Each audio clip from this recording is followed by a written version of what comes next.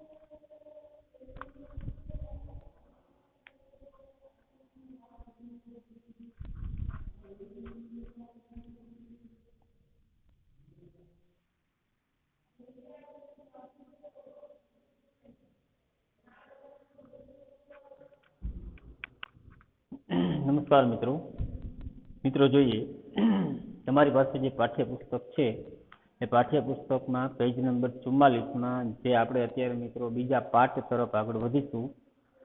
તો કોઈ પણ વ્યક્તિ જ્યારે છે બીમાર પડે છે ત્યારે એ બીમારનું જે કારણ છે બીજું કંઈ નહીં પણ આપણે પોતે જ છીએ.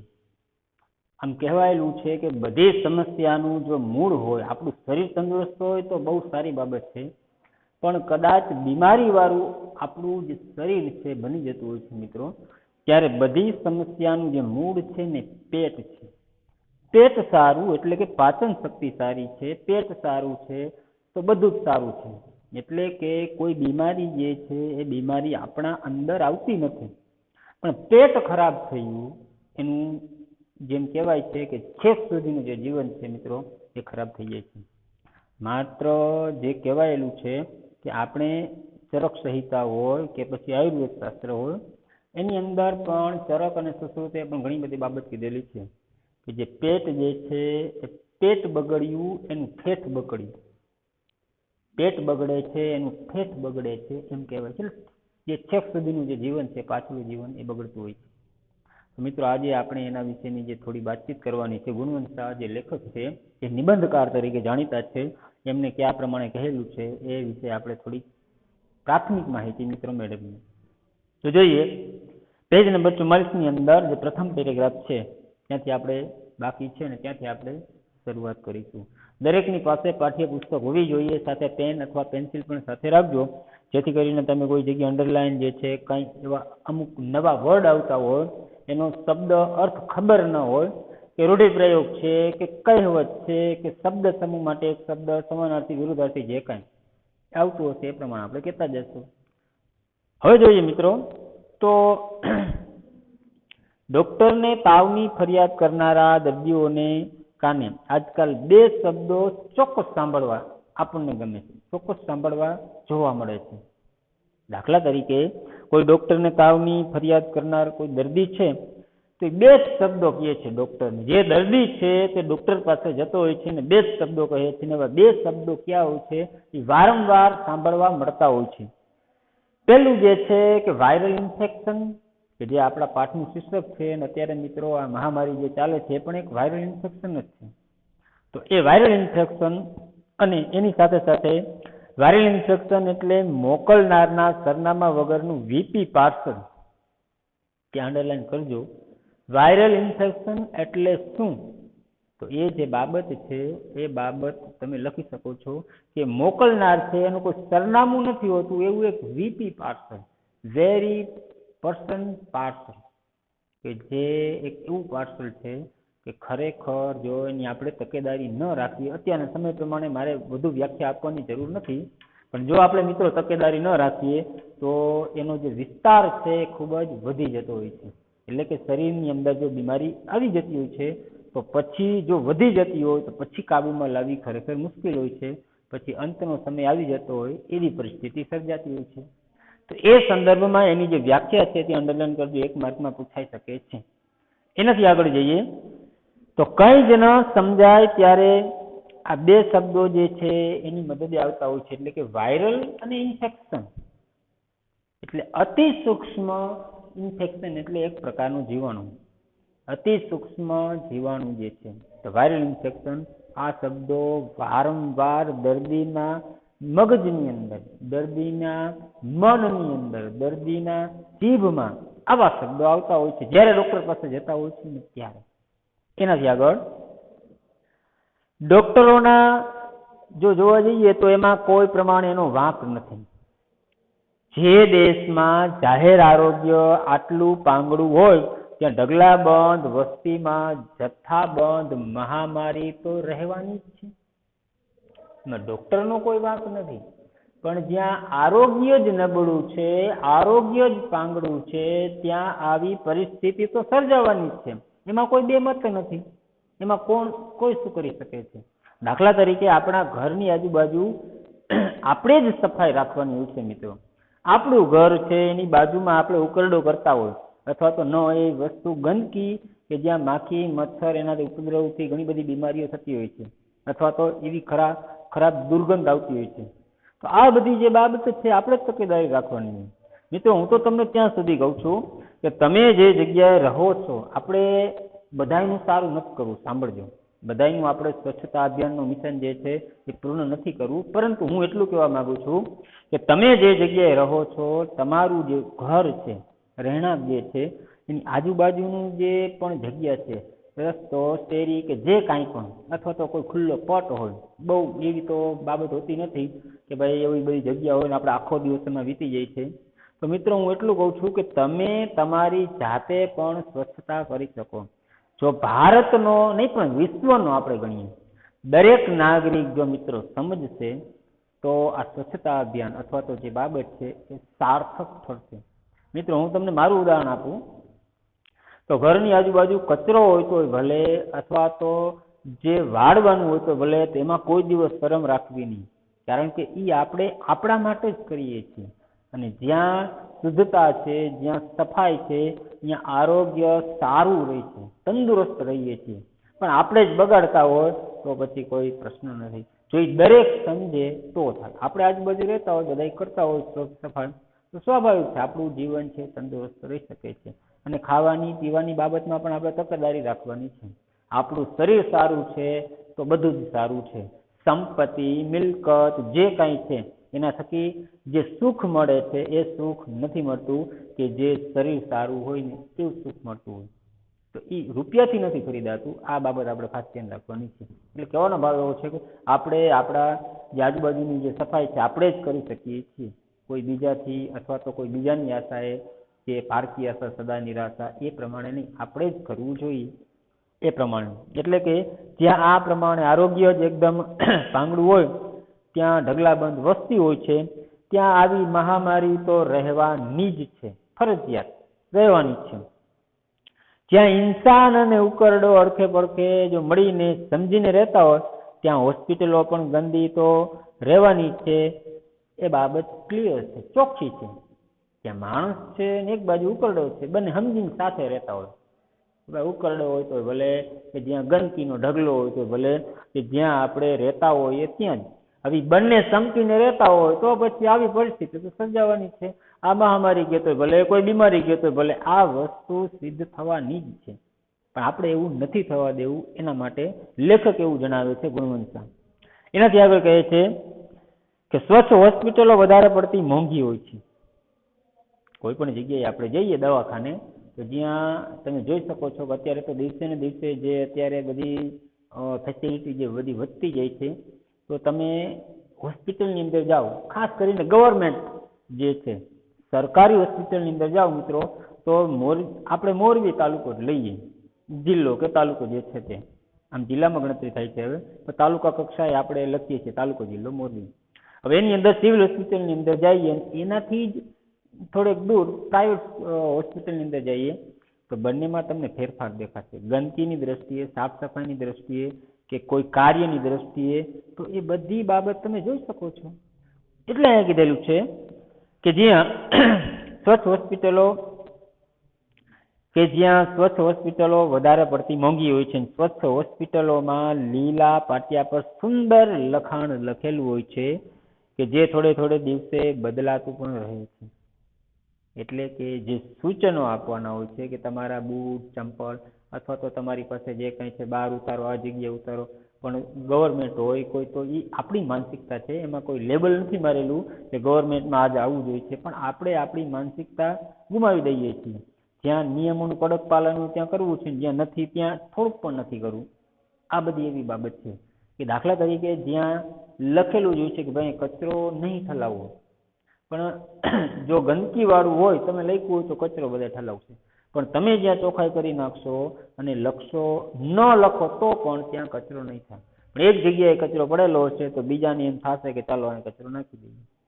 ઘણો વિસ્તાર એવો પણ છે કે જ્યાં શુદ્ધ સફાઈ હોય, કોઈ એક કચરો જે છે, સૂકો કચરો કે ભીનો કચરો નાખીને ચાલ્યો જાય છે, તો થોડાક દિવસ પછી બીજો અને ત્રીજો, એમ કરતા કરતા તમે જોવો એટલે ઉકરડાઓનું ઘર બની જતું હોય છે. તો મિત્રો, દરેક બાબતે આપણે આપણી ફરજ દરેક વ્યક્તિ સમજશે તો જ આ શંકાનું સમાધાન આવશે. અત્યારે મિત્રો આવી પરિસ્થિતિ છે, તમે અંદાજો કરી શકો છો, તો અમુક સમય પછી, અમુક વર્ષ પછી કેવી પરિસ્થિતિ થશે તમે અને હું વિચારી શકતા નથી. એનું પરિણામ ખરેખર ભયંકર છે. હવે એ સંદર્ભમાં આપણે જ સમજવું પડશે, પૃથ્વીવાસીઓ જ સમજવું પડશે. તો એનાથી આગળ કે હોસ્પિટલમાં લીલા પાટિયા ઉપર સુંદર લખાણ લખેલું હોય છે જે થોડે દિવસે ખરેખર બદલાતું હોય છે. તો આ બાબત જે છે એ એના હિત માટે રહેલી છે.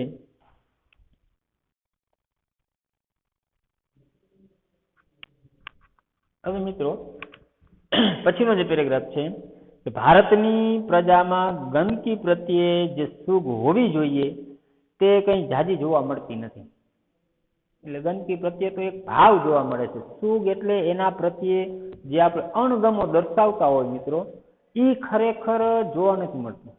એના પ્રત્યે અણગમો નહીં, પણ એના પ્રત્યે તો ભાવ છે, એના પ્રત્યે લાગણી છે કે ભાઈ જ્યાં આ પ્રકારની પરિસ્થિતિ છે તો અમે એની સાથે એક લાગણીથી બંધાયેલા છીએ કે જ્યાં પણ ગંદકી છે તે ખરેખર ખોટી માનસિકતા છે.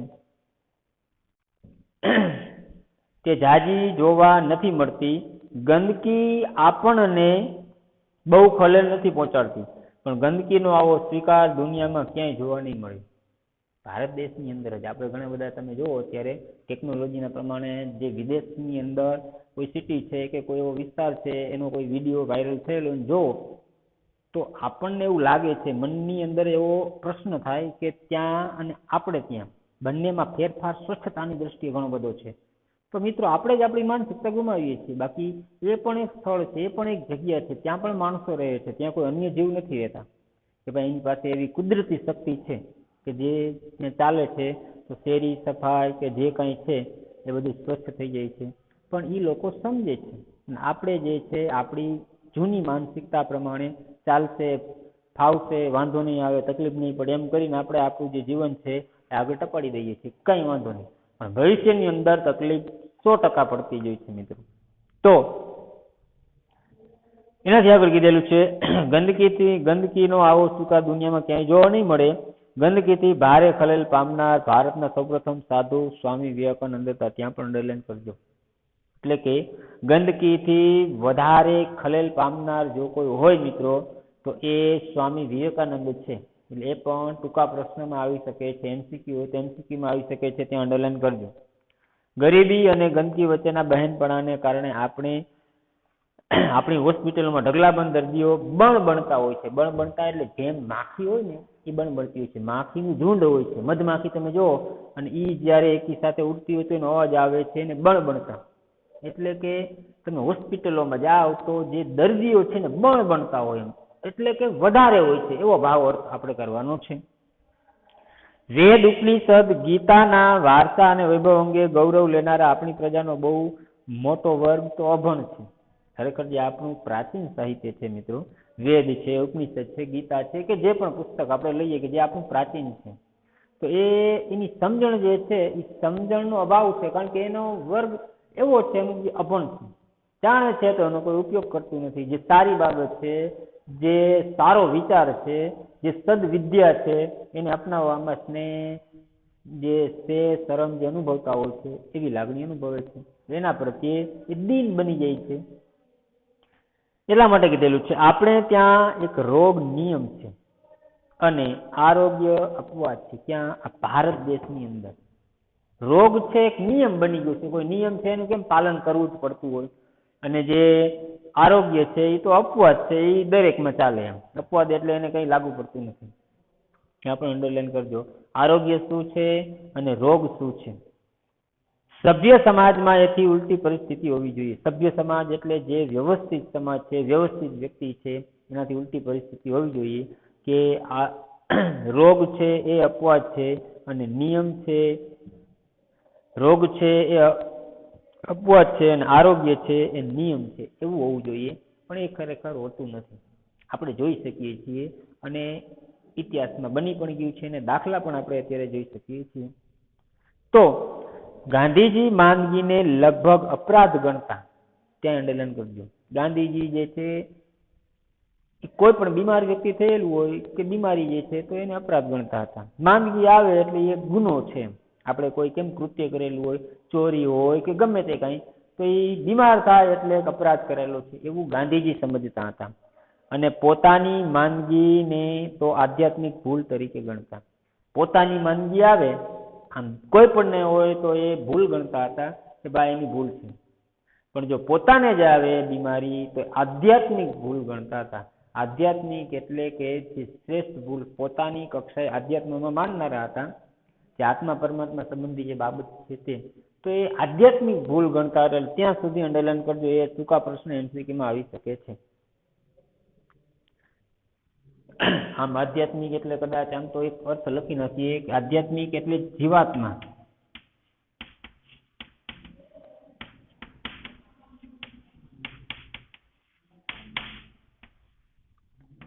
કારણ કે આધ્યાત્મિક ને જીવ આત્માને લગતી બાબત, જીવાત્મા જે છે, પણ એના વિશે આપણે અત્યારે પરિચય કરવાની જરૂર નથી.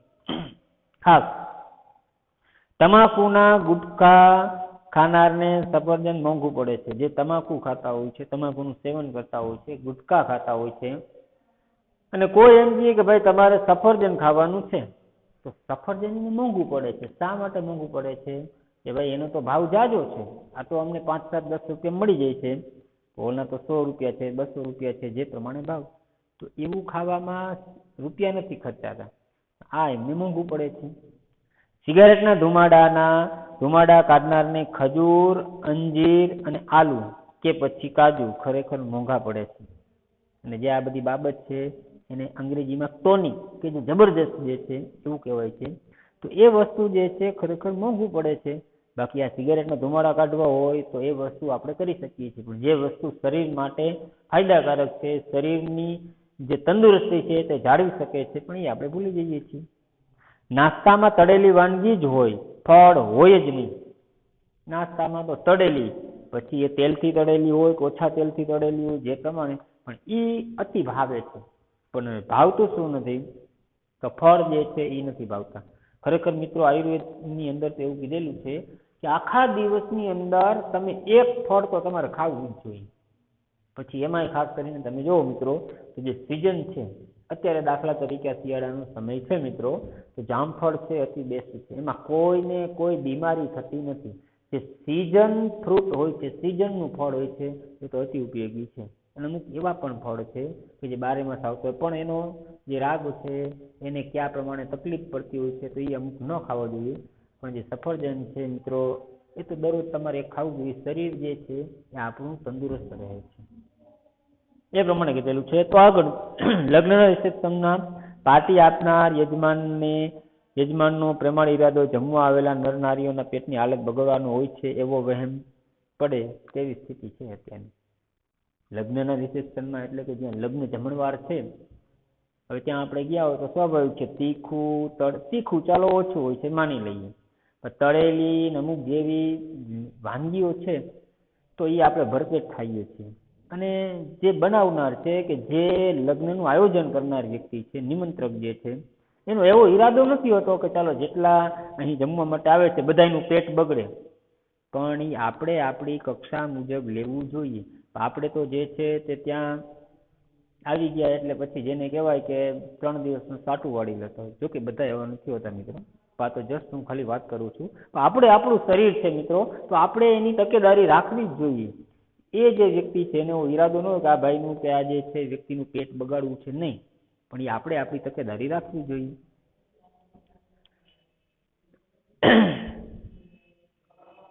એનાથી આગળ કીધેલું છે કે લોકો બસ ખાધે જ રાખે છે અને પીધે જ રાખે છે અને જીવીએ રાખે છે. આ જ જીવન છે, ખાવા પીવાનું ને જીવવાનું.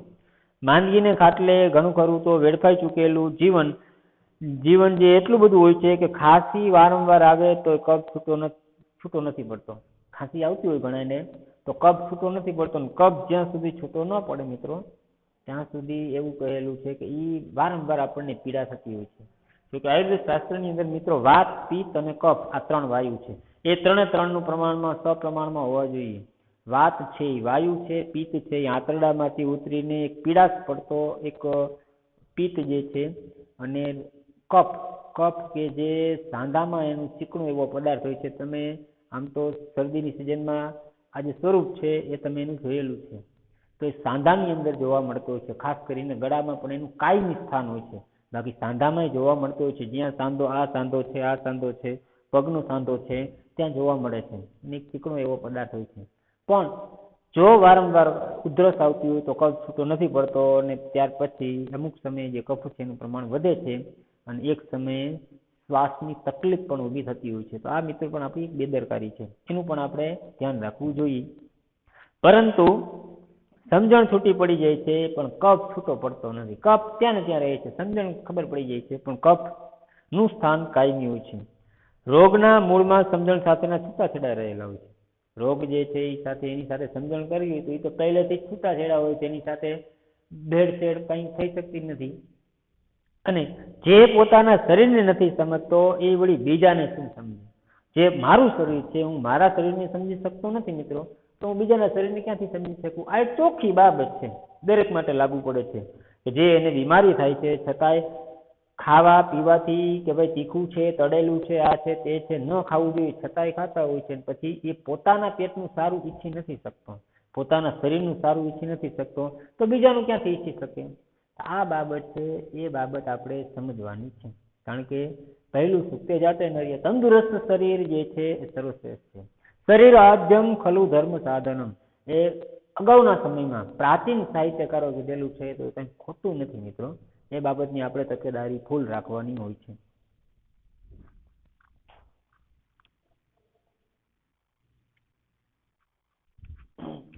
ત્યાર પછી જોઈએ તો મનની સ્વસ્થતાનો શરીરની તંદુરસ્તી પર સીધો જ પ્રભાવ પડે છે. મનની સ્વચ્છતા હોય તો શરીરની તંદુરસ્તી પર આ તો સીધો પ્રભાવ પડે છે, સ્વાભાવિક છે. જેનું મન ભાંગી પડે એનું શરીર પણ ભાંગી પડે છે. એટલે મન મક્કમ હોવું જોઈએ. ગુજરાતીમાં કહેવત છે કે મન હોય તો માળવે જવાય, મન નથી તો એનો કોઈ મતલબ નથી, એટલે કે સમજવાની ક્ષમતા નથી તો એના માટે લાગુ પડે છે. મનની પ્રસન્નતા પાચન શક્તિને જાળવી લેનારી છે. મન આપણું પ્રફુલ્લિત હોય ને મિત્રો, આપણું જે છે ને શરીર, એની પાચન શક્તિ જો સારી હોય ને તો કોઈ બાબતમાં આપણને તકલીફ પડતી નથી, શરીર તંદુરસ્ત રહે છે. પણ આપણે મન તરફ જઈએ તો મનની પ્રસન્નતા નથી હોતી, તો એ પાચન શક્તિને પણ નડતરૂપ થતી હોય છે. એટલે પાચન થઈ શકતું નથી. પાચન નથી થઈ શકતું તો અપચો છે, ઘણી બધી બીમારી છે આપણા શરીરની અંદર ઘર કરી જાય છે.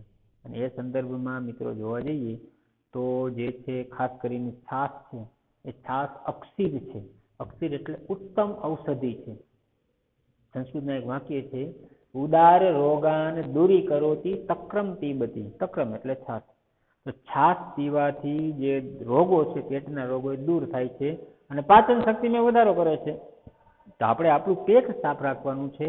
બધી જ બીમારીનું મૂળ હોય તો કબજિયાત છે. કબજિયાત ક્યારે થાય છે? જ્યારે મિત્રો આપણું પેટ ખરાબ થાય ને ત્યારે. આ બાબત ખરેખર આને અનુલક્ષી નથી, પણ હું તમને એટલા માટે કહું છું કે આપણે આપણી તંદુરસ્તી જાળવવાની છે. અત્યારે કદાચ એવું લાગતું હશે કે અમને કોઈ પ્રકારની તકલીફ નથી, પણ મિત્રો જેમ ઉંમર જાય ને એમ આ બધી જે તકલીફો છે ને એ ઘર કરી જાય છે. એ તકલીફ યુવાન થતી હોય છે, આપણે વૃદ્ધ થતા જઈએ છીએ. તકલીફ જે છે એ યુવાન બનતી હોય છે. તો આપણે એની પણ અત્યારથી તકેદારી રાખવી જોઈએ. એટલા માટે કીધેલું છે કે મનની પ્રસન્નતા પાચન શક્તિને જાળવી લેનારી છે. ખાસ કરીને ઈર્ષા, સાંભળજો, ત્યાં અંડરલાઈન કરવાની થશે. ઈર્ષા એસિડિટી વધારે છે.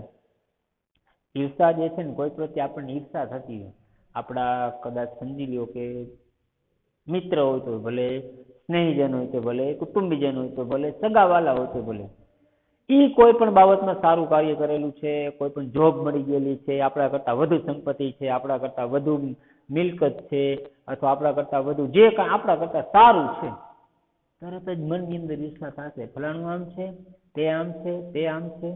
જો એવું કરવામાં આવે તો અહીંયા ગુણવંત એવું કહેલું છે કે ઈર્ષા એસિડિટી વધારે. ઈર્ષા કોઈ દિવસ કરવી જોઈએ નહીં. કુદરતે દરેકને જે આપેલું છે એ પ્રમાણે જીવવાનું છે.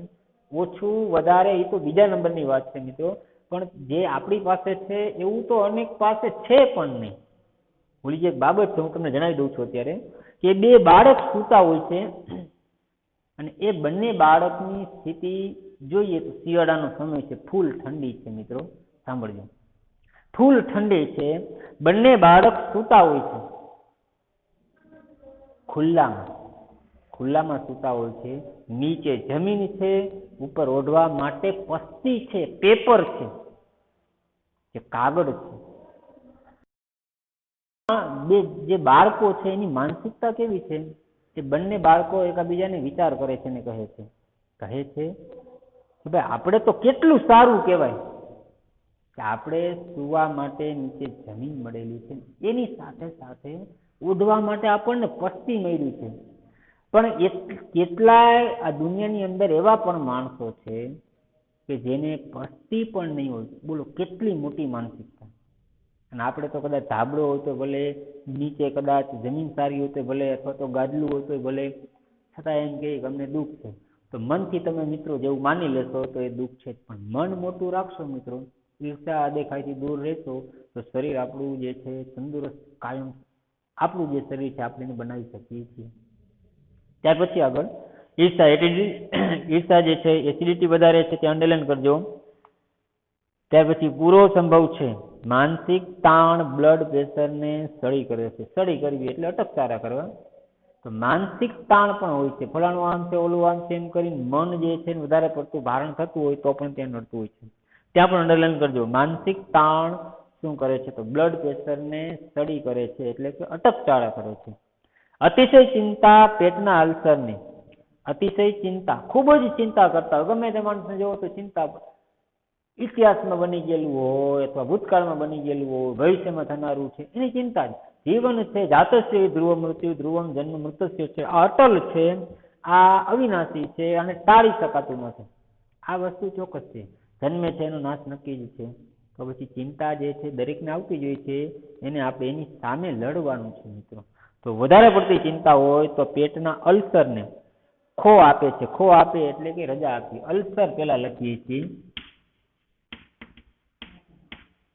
અલ્સર એટલે આમ તો એક જ અર્થ લખીએ, ચાંદા, ચાંદો, ચાંદુ લખીએ. ચાલો, આપણે બહાર જેમ ચાંદા પડતા હોય તો શરીરની અંદર જે ચાંદા પડતા હોય એને અલ્સર કહેવાય છે. એનાથી આગળ આપેલું છે કે ખો આપી. ખો આપી એટલે રજા આપી એવો અર્થ થાય.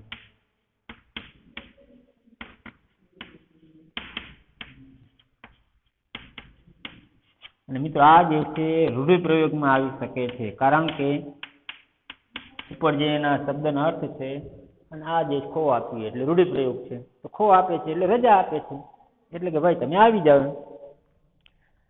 પતિ પત્ની વચ્ચેનો સંબંધ બંનેના સ્વાસ્થ્યને સીધી અસર પણ પહોંચાડે છે. કેટલાક પરિવારોમાં ખડખડાટ હાસ્ય મહિને એકવાર પણ માન સાંભળવા મળતું હોય છે. આ પણ એક બાબત છે. ઘણો એવો પરિવાર છે મિત્રો કે જ્યાં મહિનાઓના મહિના વીતી જાય, ત્યાં હાસ્ય જોવા જ ન મળે. બધા બેઠા હોય તો એમ થાય કે ઓહો, અહીંયા તો પાળિયા થઈ ગયા લાગે છે, અથવા તો અહીંયા જે કંઈ છે ખૂબ જ અતિશય દુઃખ આવી પડેલું છે. પણ એવું શા માટે? હાસ્ય તો અને હોય ફીકું હાસ્ય, ખડખડાટ હાસ્ય, એ કૃત્રિમ રીતે બનાવેલું હાસ્ય અને જે કુદરતી જે નીકળે છે તે હાસ્ય, બંનેમાં ફેરફાર છે. અમુકને કાંઈ ન હોય તો કાંઈ નહીં, ખોટે ખોટા એવી રીતના હસતા હોય કે જેનમાં કાંઈ લેવા દેવા જ ન હોય.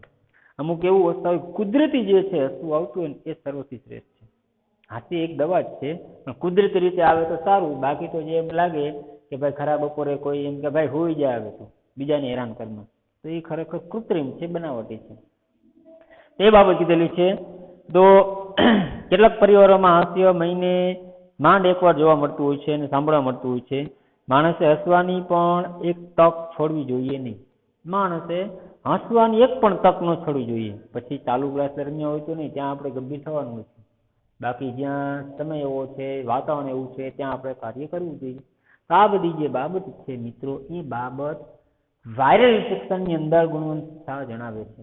પણ મિત્રો અહીં આપણે અત્યાર સુધી રાખીએ છીએ. બાકી જે છે નેક્સ્ટ આપણે જ્યારે લાઈવ થશું ત્યારે આગળના પાઠ અથવા સ્વાધ્યાય જે છે બાકી છે એનો અભ્યાસ કરીશું. ત્યાં સુધી અહીંયા આપણે પૂર્ણ કરીએ છીએ. અને નેક્સ્ટ કે જે પાઠ 3 ની અંદર આપણે અભ્યાસ કરીશું, તો ત્યાર પછી જ આપણે મળીએ.